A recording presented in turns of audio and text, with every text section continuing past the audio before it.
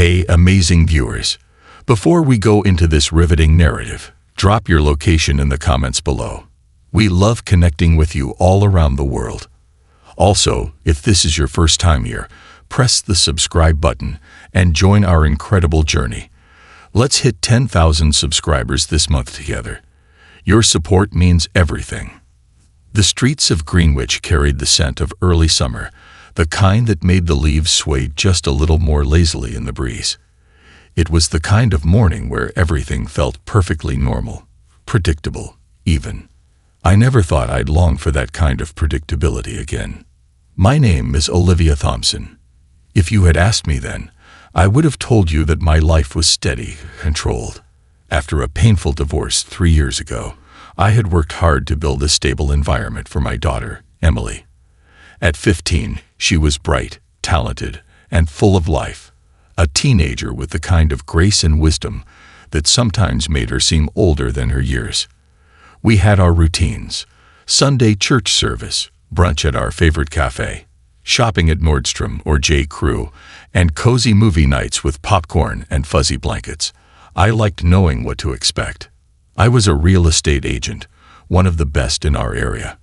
I sold homes to families looking for their dream houses, carefully vetting every deal, every buyer. I was cautious, always had been. My work required it. My life had reinforced it. And yet, I never saw what was coming. It started with Michael. I met him during a showing, a penthouse overlooking Fifth Avenue, the kind of place you only dream about unless you have the kind of money most people can't even fathom. He was sophisticated, charming, and carried himself with an effortless confidence. When he shook my hand and introduced himself as Michael Parker, an investment advisor, I found myself intrigued. He was put together, kind, and, most importantly, he seemed to genuinely care. At first, I hesitated. I wasn't looking for a relationship. My ex-husband had left behind more than just a broken marriage. He had left wounds that weren't so easy to heal. But Michael was different. He was patient, thoughtful. He didn't push, and Emily liked him. That's what got me. "Mom, he's so smart," she said one night after dinner. "Did you know he studied at Yale? And he actually listens when I talk about school." Most adults just nod and pretend to care. It was true. Michael was great with her. He asked about her ballet classes, her piano recitals. He knew how to talk to her like she mattered, not like just another teenager. One evening, he surprised her with a gift: an iPhone 14. Emily's eyes widened in disbelief. "Are you serious?" He smiled, that easy, reassuring smile of his. "I know you've been wanting one. Consider it an early birthday present." At first, I protested. "Michael, you really don't have to." But he waved me off. "Olivia, she deserves it. Let me do something nice for her." Emily was over the moon. And as a mother, it was hard to say no to seeing that kind of joy on my daughter's face. So, I let it happen. I didn't know then that I had just let a monster into our lives. The warning signs I ignored. Looking back, the signs were there. Subtle, quiet, but present. It started with the phone. At first, it was small things. Emily would mention that her battery drained faster than expected, or that her phone would heat up even when she wasn't using it. I chalked it up to the usual quirks of new technology.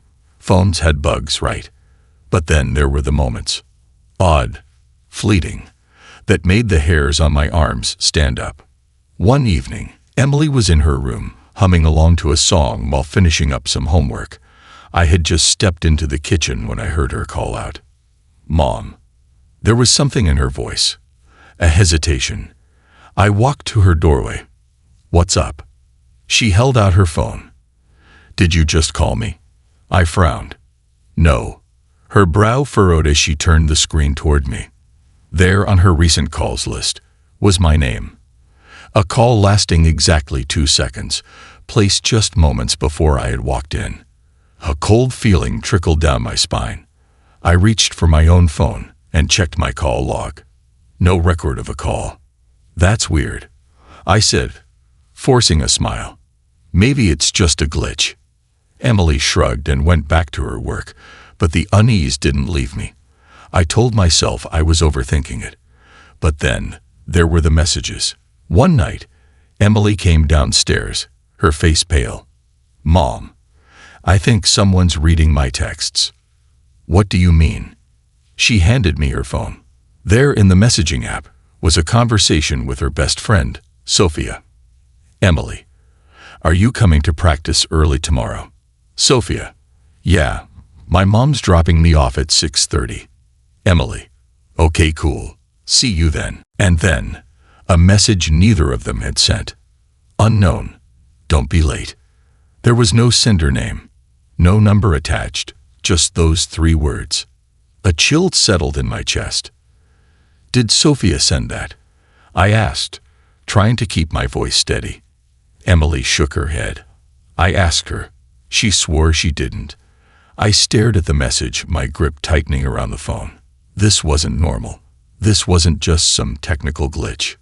Something was wrong. Then came the feeling of being watched. It wasn't immediate. It was slow, creeping, a shadow lurking at the edges of our lives. One night, I was locking up the house when I noticed something outside. A car, parked just a little too far down the street. Black, tinted windows. At first, I dismissed it. Probably just a neighbor's visitor. But then I saw it again. And again. Sometimes, it was parked outside the grocery store when I went shopping. Other times, it was down the street when I picked Emily up from ballet. Always a little too far to be certain, but close enough to feel off. And then, the packages started arriving. The first was small, just an envelope. No return address. Inside, a single photo. A picture of Emily. It was taken from a distance, outside her school. She was walking toward my car, her backpack slung over one shoulder, her hair caught mid-motion. My heart stopped. I checked the envelope again, looking for any clue as to who had sent it. Nothing. No note. No explanation. Just the image. My hand shook as I folded the picture back into the envelope. That night, I barely slept. Every sound outside made me jolt upright, my mind racing through the possibilities. Who was doing this? Why? The breaking point came at the mall. It was a Sunday afternoon, one of our usual shopping days. Emily needed new ballet shoes, and we had planned to grab lunch afterward. Michael was with us.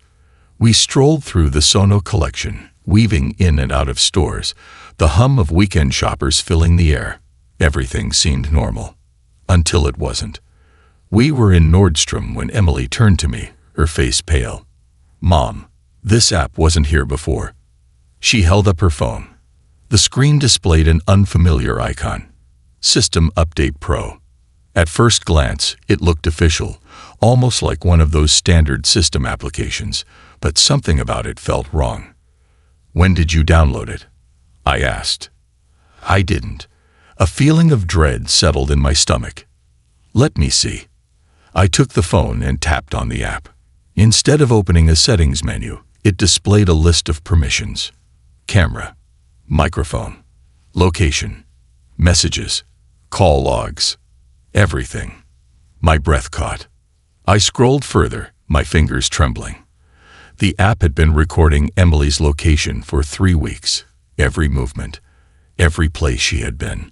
Logged, stored, and sent. Somewhere. Panic surged through me. "Michael," I called, turning to where he had been standing beside me. But he wasn't there. My eyes scanned the store. Nothing. Then I spotted him. Across the atrium, near the escalators, his phone pressed to his ear, his face tense, and then he glanced toward us. For a split second, our eyes met, and he turned away, walked, then picked up his pace, and then he was gone. Something inside me shattered. I gripped Emily's wrist. "We need to go." She looked at me, confused, but followed. I barely remember rushing through the crowd, my heart pounding so loudly it drowned out the noise of the mall. I dialed 911 as we ran. This is Olivia Thompson. I need to report the cybercrime. Someone has been tracking my daughter's phone. The voice on the other end was calm, professional. Please stay on the line. We're transferring you to the cybercrime division now. The line clicked, and somewhere nearby, a tiny red light on Emily's phone flickered. Watching. Listening. We had been found, and we weren't supposed to know. Nowhere to hide. Fear is an interesting thing. It sharpens your senses but clouds your thoughts. It makes your heart beat thunder in your ears while your mind struggles to form a single coherent plan. I was afraid. More afraid than I had ever been in my life. Emily and I stood frozen in the fitting room of Nordstrom, my phone pressed tightly to my ear as the call with 911 continued. My daughter's hands trembled as she held out her phone, the invasive app still glaring on the screen, a silent witness to just how vulnerable we had been. "Ma'am, please stay calm." The dispatcher's voice came through the phone, distant and robotic, as though detached from the sheer terror that was constricting my chest. "I'm transferring you to a cybercrime detective." I heard the call click. The next voice was sharper, more alert. "This is Detective Brian Connor, Cybercrime Unit. Can you tell me exactly what's happening?" I forced myself to breathe. Someone has been tracking my daughter's phone. The app, System Update Pro. It has access to everything. Calls, messages, location. They've been watching her for weeks. There was a pause on the line. "Where are you right now?" "The Sono Collection. Nordstrom." "Stay there. I have a team in the area. I'll be there in 15 minutes. 15 minutes. 15 minutes felt like a lifetime. I hung up and looked at Emily. Her face was pale, her eyes round with fear. She had always been brave, always held herself with an inner strength that I admired. But now, she looked like the child she was. A child who had just realized that the world wasn't safe. "Mom," she whispered. "Was it Michael?" I didn't answer. I didn't want to say it, didn't want to believe it. But deep down I knew. Michael had given her that phone. Michael had been disappearing for calls. Michael had walked away the moment we found out. A sickening dread settled in my stomach, thick and suffocating. Michael Parker wasn't who he said he was, and we had let him in. We left the fitting room and stepped out into the store. I kept Emily close, my grip tight around her wrist as my eyes darted around. The mall was still full of weekend shoppers, unaware of the chaos unraveling inside me. I scanned the crowd for Michael. Nothing. But that didn't mean he was gone. I couldn't shake the feeling that we were still being watched. And then I saw it. The black car. It was parked just outside the mall entrance, barely visible through the floor-to-ceiling windows near the escalators. It was the same one I had seen outside my house. The same one I had convinced myself was nothing. My pulse roared in my ears. This was real. This was happening. I grabbed Emily's hand. "We need to move." We weaved through the crowd, keeping our heads down, walking fast, but not running. I didn't want to draw attention. I didn't want to make it obvious that I knew. We reached the second level of the mall. A coffee shop, a children's play area, a few scattered benches, and then a figure standing by the railing, watching us. My breath hitched. It wasn't Michael. It was someone else. A man, late 30s, maybe early 40s, dressed in a gray jacket, jeans. He looked ordinary, like he could be anyone. But his eyes were locked onto us. Emily saw him too. She squeezed my hand. "Mom." I didn't hesitate. I pulled her into the nearest store, a clothing boutique. It was small, with racks of dresses and a single fitting room at the back. We hurried inside, ducking between mannequins, trying to blend in. I peeked out through the glass doors. The man in the gray jacket had stopped walking. And then, slowly, he pulled out his phone. He wasn't shopping. He wasn't here by accident. He was calling someone. And I knew exactly who. Michael. I turned to Emily. "Give me your phone." She handed it to me without question. I yanked the case off, my fingers shaking as I searched for anything, any clue that could tell me how deep this went. And then I found it. A tiny, almost invisible slit near the charging port. Something so small that I never would have noticed if I hadn't been looking for it. A tracking chip. They hadn't just installed spyware. They had physically planted a tracker inside her phone. Who were these people? What did they want with my daughter? I didn't have time to figure it out. I yanked the phone open, digging my nails into the case, pulling at the edges until, snap, the chip came loose. A small black piece of metal no larger than a fingernail. I grabbed a random purse from a display shelf, unzipped it, and shoved the tracker inside. Then I placed the bag back on the rack. If they were tracking Emily, they'd follow the wrong signal. I looked at her. We need to get out of here. Now. We left the store, moving fast. The man in the gray jacket was still near the railing, still talking on the phone. He hadn't noticed us yet. We reached the escalators. I forced myself to stay calm as we rode down, blending in with the other shoppers. My heart was hammering so hard I thought it might explode. And then, Olivia. I froze. Michael was standing at the bottom of the escalator, waiting for us. His expression was unreadable. Calm. Too calm. Emily gripped my arm, her nails digging into my skin. I forced a smile. Michael. His eyes flicked to Emily, then back to me. You left so suddenly. I was worried. Liar. I didn't know what to say. I could feel Emily shaking beside me. Michael tilted his head. Is something wrong? I had two choices. I could call him out right then and there. Accuse him. Scream. Demand answers. Or I could play along. I swallowed the lump in my throat. Forced my face to relax. No, I said, shaking my head. Everything's fine. Michael's smile was slow. Careful. Good. Let's get lunch then. My treat. He was testing me. He wanted to see if I knew. I forced a laugh. Actually, I just remembered. I have to take Emily to a friend's house. Michael's eyes flickered. Just for a second. He knew I was lying. But he didn't call me on it. He nodded, slipping his hands into his pockets. All right. Another time then.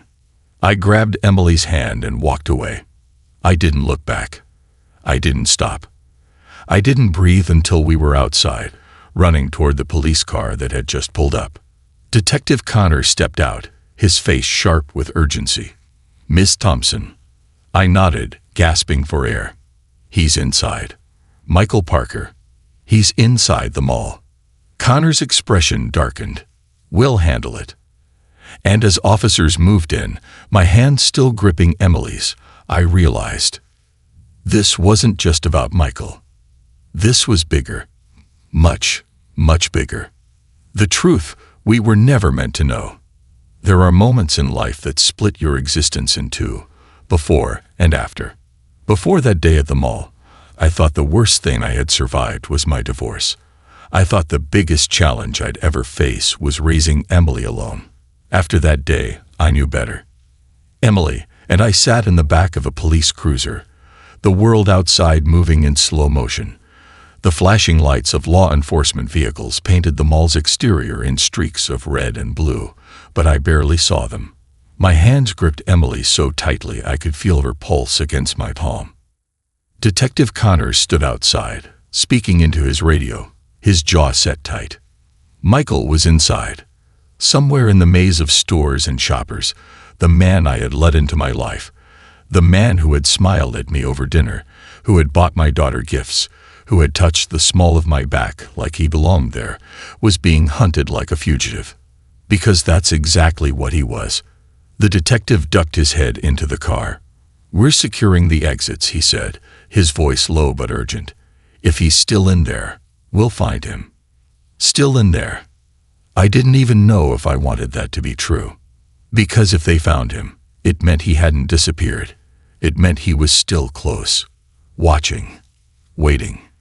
And if he was gone, That meant he was still out there. Still after us. I turned to Emily, brushing a stray strand of hair from her face. "Are you okay?" She nodded, but her eyes were wide, rimmed with fear.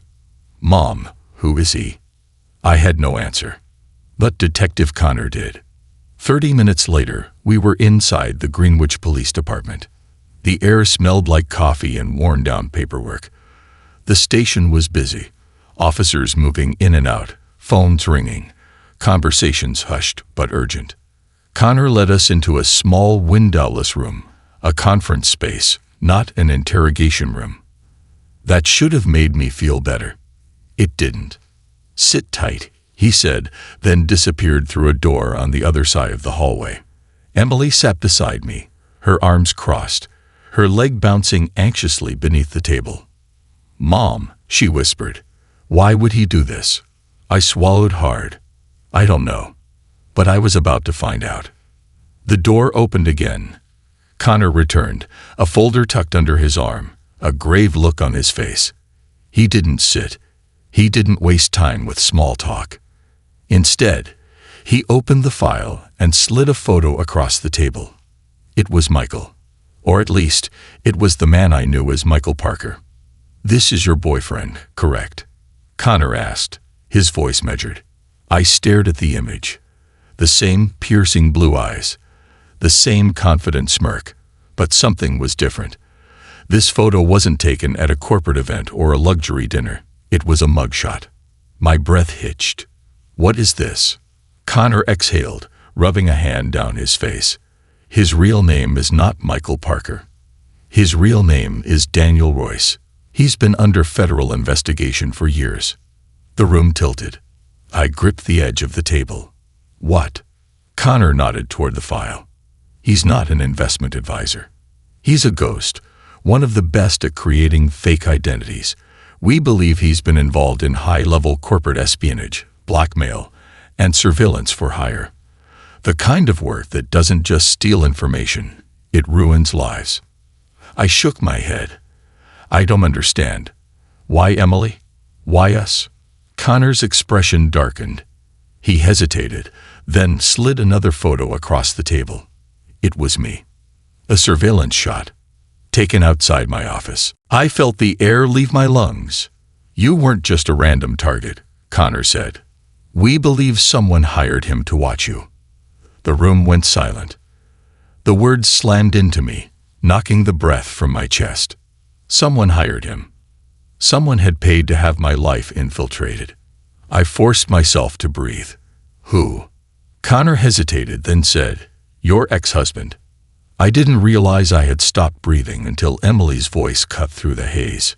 "Dad," she whispered. I blinked. The world snapped back into focus. "No," I said automatically. "No, that's not possible." Connor gave me a measured look. "Your ex-husband, David Carter, has a history of financial instability. His gambling addiction is well documented." He tapped the folder. "Records show that a few months ago, he came into a large sum of money. Then, shortly after, we traced a payment, one that led straight to Royce's offshore accounts." I shook my head again, harder this time.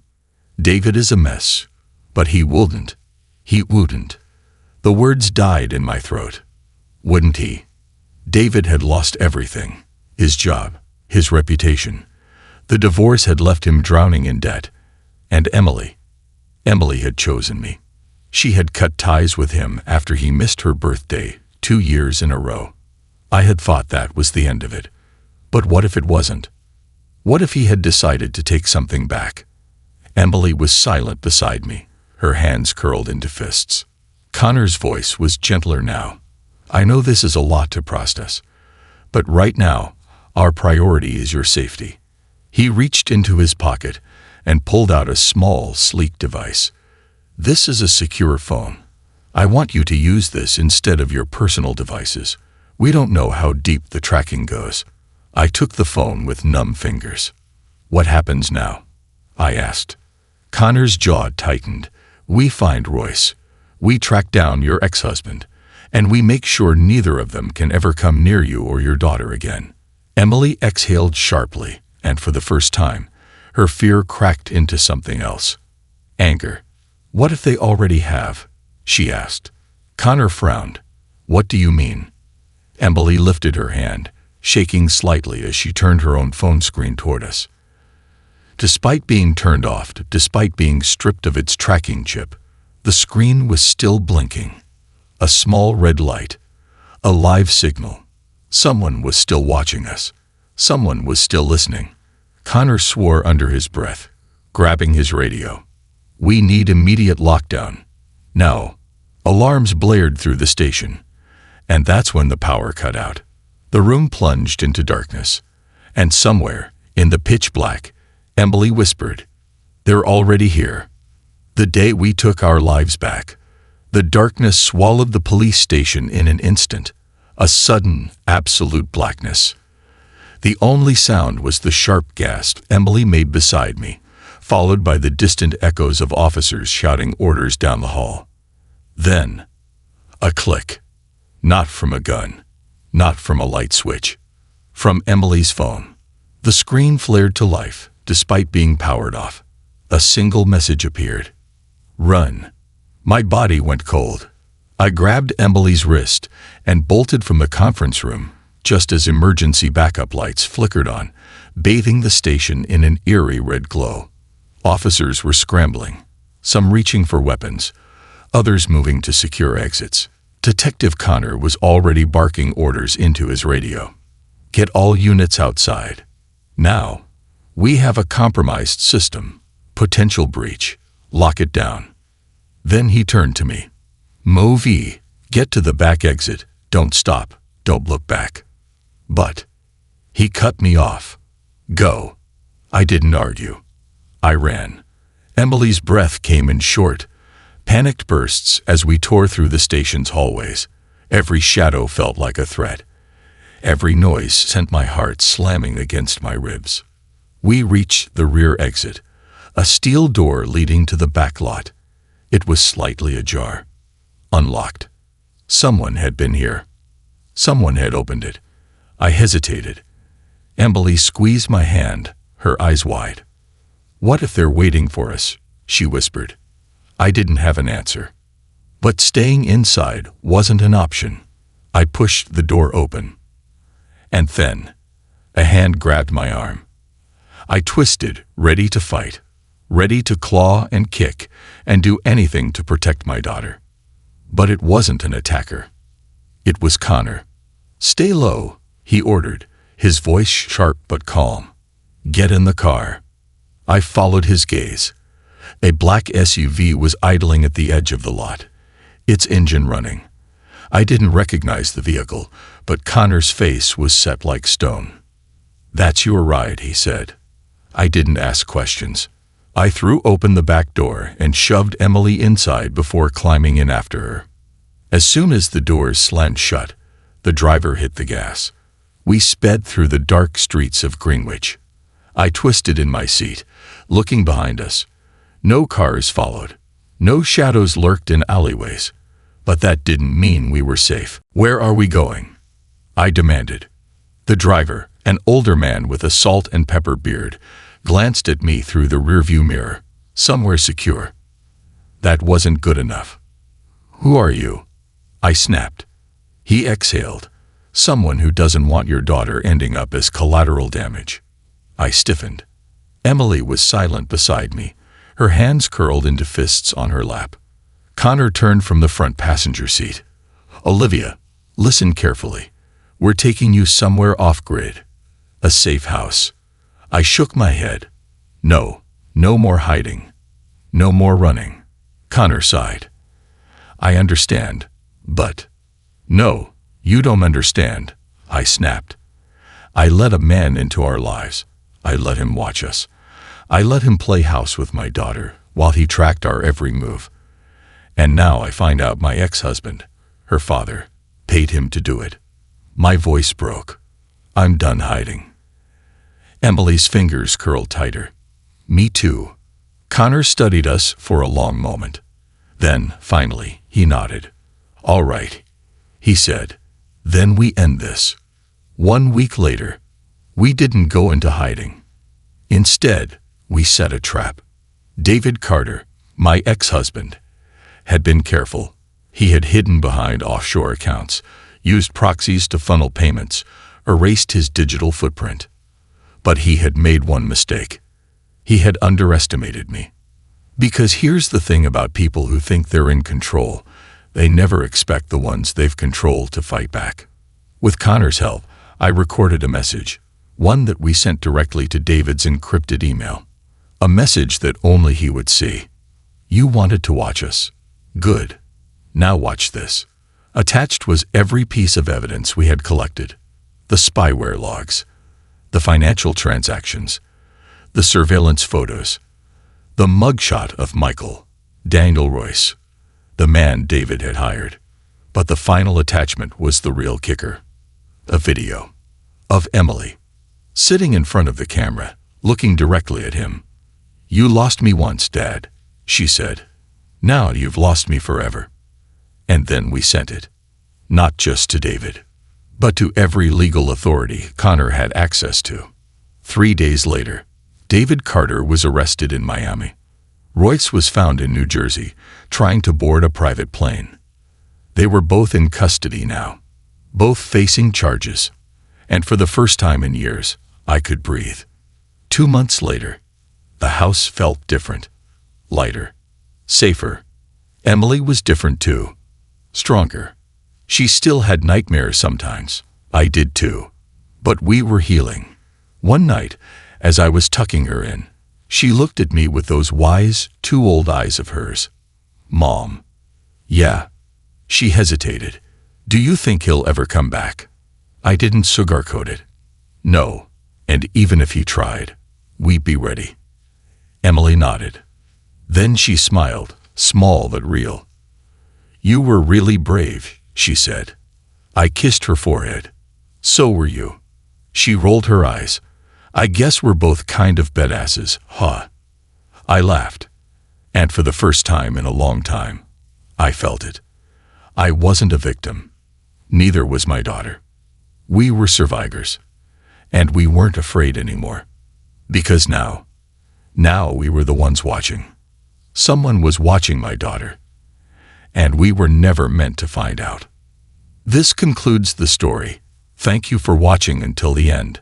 I hope you found it enjoyable. If you did, please consider liking the video and sharing it with your friends. Don't forget to subscribe to our channel and activate the notification bell for more captivating stories. Have a great day.